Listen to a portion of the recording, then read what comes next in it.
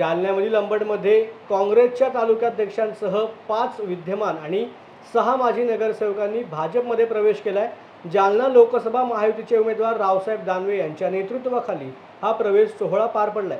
काँग्रेसला यामुळे धक्का बसला असेल असं रावसाहेब दानवे यांनी विचारले असता ते म्हणाले की अंबडमध्ये नाही तर देशभर काँग्रेसला धक्क्यावरती धक्के बसत आहेत, तर चांगले तरुण अभ्यासू आणि ज्यांना विकासाची दृष्टी आहे असे कार्यकर्ते भाजपमध्ये प्रवेश करत असतील तर पुढच्या काळामध्ये त्यांना संधी सुद्धा चांगली येईल असेही मत दानवे यांनी व्यक्त केले।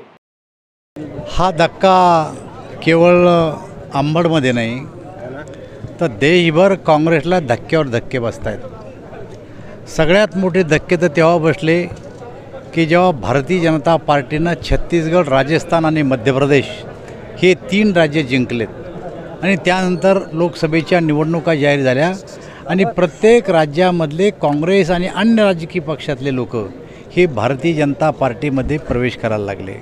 या ठिकाणी केदार कुलकर्णींना भारतीय जनता पक्षामध्ये प्रवेश केला।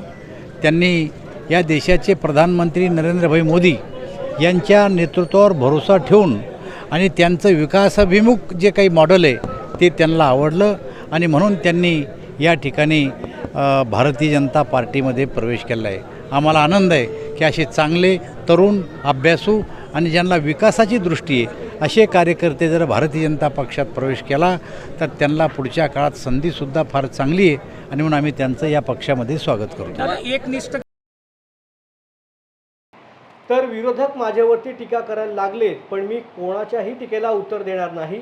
माझ्यावर जर कोणी टीका करत असेल तर मी त्याला गैर मानत नाही।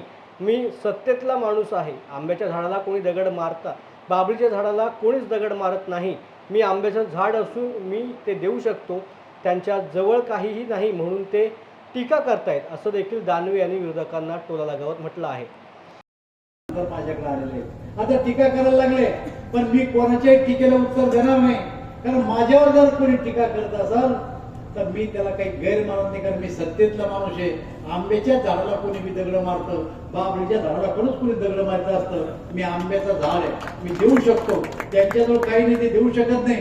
आणि म्हणून मित्र माझी सगळ्याला आग्रहाची विनंती आहे की आपण कमळ या निशाणीचं बटन 13 तारखेला दाबा, मला लोकसभेत पाठवा आणि नरेंद्र मोदीला तिसऱ्यांदा प्रधानमंत्री करा एवढीच विनंती करतो। पुन्हा आमच्या सभा एकदा मोठी सभा घेऊ तेव्हा सविस्तर आम्ही सगळेजण बोलू। धन्यवाद।